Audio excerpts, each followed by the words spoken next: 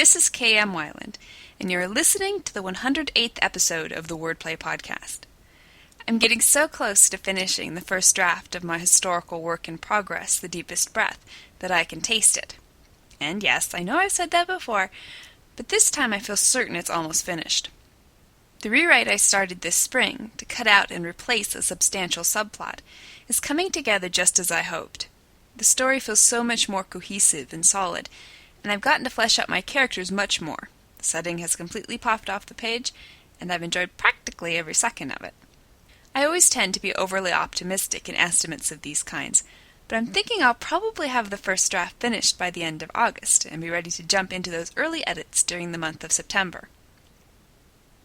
The Three Mortal Sins of Fiction, the latest post in the video series on my blog, explains how interrupting, apologizing, and preaching are three gaffes writers can't afford to make.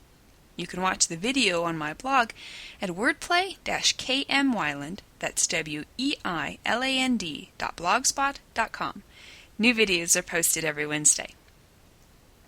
Meanwhile, enjoy this week's podcast, Why You Should Kick Your Story Aside and Write a Different One. Once upon a time, there were two writers. Both had been writing for 10 years. One spent those 10 years writing and polishing a single manuscript. The other wrote 4 manuscripts. Which was the first to be published? Of course, the answer to this question is hugely subjective. Surprise, surprise. Since our equation doesn't factor in any number of important elements, including the two authors' respective skill levels and their stories' respective genres and lengths. But, generally speaking, the answer to the above equation is the second author. Why is this? Doesn't it make more sense for an author to invest his time in perfecting a single story rather than spreading his time and attention over multiple stories?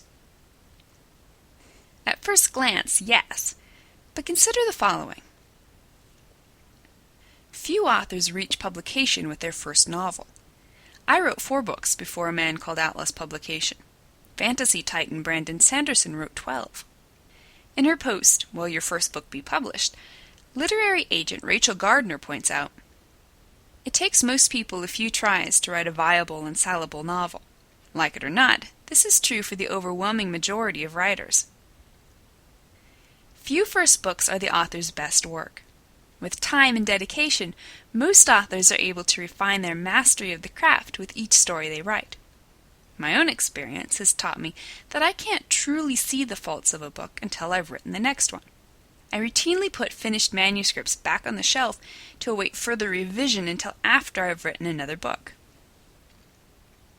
Agents and editors want authors who have proven they're in it for the long haul. A stack of completed novels, even if they're not up to publication quality, prove an author's dedication and determination. In Revising Your Path to Publication, Writer's Digest, July-August 2011, Jane Friedman offers an important insight. A writer who has been working on the same manuscript for years and years and has written nothing else might have a motivation problem. There isn't usually much valuable learning going on when someone tinkers with the same pages for over a decade. No story can be perfected. Although authors should always be willing to spend the necessary time and energy to make a story the best it can be, they need to realize perfection is an impossible goal. At some point, we just have to cut our losses and move on. The time each author needs to spend on any particular story is an individual decision. Novels are always lengthy commitments. In general, I spend a year outlining and researching, a year writing the first draft, and 3 years intermittently editing. But during those 5 years, I'm also actively working on other projects. Life is too short, and too full of stories, for us to spend all our time slaving away on just one book. Do yourself, and the quality of your writing, a favor, and don't let one story monopolize your life. Thank you for listening to the Wordplay Podcast.